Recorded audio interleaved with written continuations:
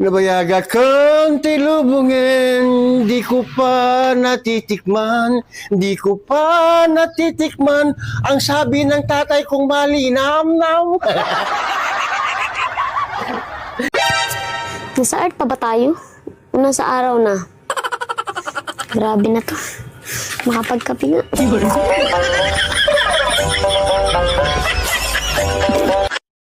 Nakakabwisit yung boss ko. Umabsent na nga ako kasi meron akong sakit. May pinahanap ba namang tao sa akin? May sakit na nga ako. Sabi, get Wilson. Well, taga saan si Wilson? Bakit ko hahanapin?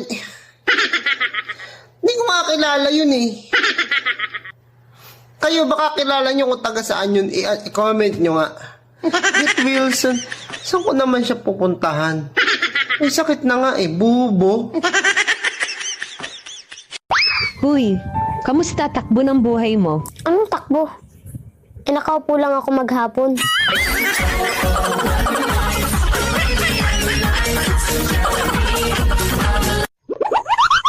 May problema ba ang buhay mo?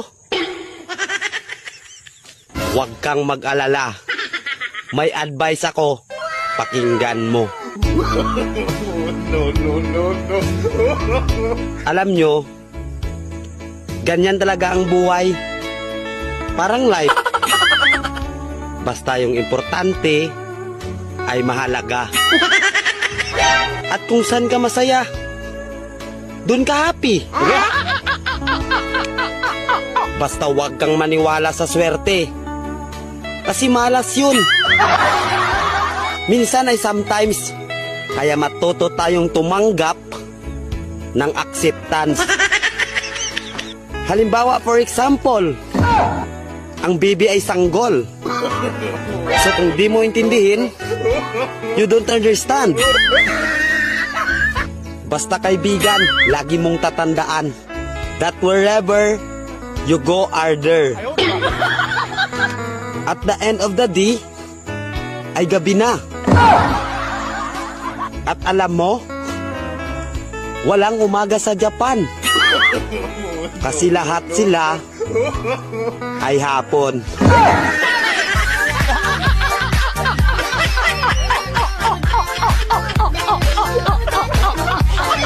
Tingnan mo ako, kuya. Tingnan mo. Ang galing ko kumanta. Paano? Tingnan mo ah. Sige nga. Tingnan mo. Abiri sinay! Bibi gasori lopo jeng! Popo jeng! Biri sinay! Bibi gasori lopo jeng! Tingnan mo ako.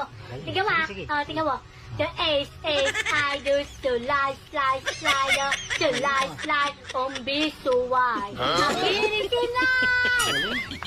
Bibi gasori lopo jeng! Popo jeng! Brad! Ay, Brad. Tol, pasensya na kagabi ha. Medyo nalasing ako eh. Ay, wala yan, Brad. Kalimutan mo na yun. Brad, yung utang mo pala, kailangan babayaran. Wala yun. Kalimutan mo na yun. Brad, napaka-antukin ko sa biyahe. Bumiyahe kami nakaraan, 2 oras na yung biyahe, nakatulog ako. Saan kayo pumunta? Wala tay-tay lang. Papunta lang kami ng Baras. Rizal? Rizal. Inang hina mo, Brad. O ba't ikaw, di ka nakakatulog sa biyahe? Puta, Brad, bumiyahe kaming Bicol. Oo. Ha? Ikot kami ng Pampanga. Layo na. Malayo. Tawid kami ng Davao. Oh. Puta, pagdating ng Davao, pre. Gising pa rin ako. Balik kami ng Masbate. Oho. Baba kami ng Bataan. Oh. Ikot kami ng Bulacan. Oh. Labas ka na Maynila. Ang haba ng... Di ka nakatulog? Hindi. Bakit? Ako yung driver eh. Ang onggo. Masasabi mong ikaw ay sikat na kapag nakita mo na ang sarili mo sa CCTV.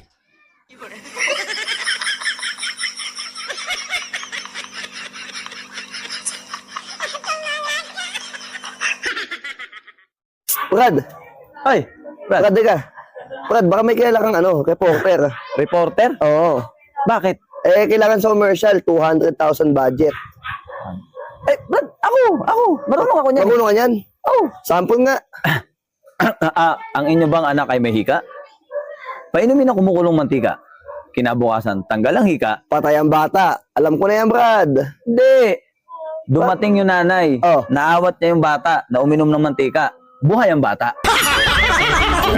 Bago po ako matatapos bilang Pangulo, magkakaroon na tayo ng subway dito sa Pilipinas. Yung subway, yung tren na dumadaan sa ilalim ng lupa. Subway, ano yan, yung tren na dumadaan sa ilalim ng lupa. Alam mo, masasabi ko dyan sa nag-isip ng project na yan, bobo! Napakabobo niya, biro mo, hindi pa nga nalulutas yung problema sa baha eh.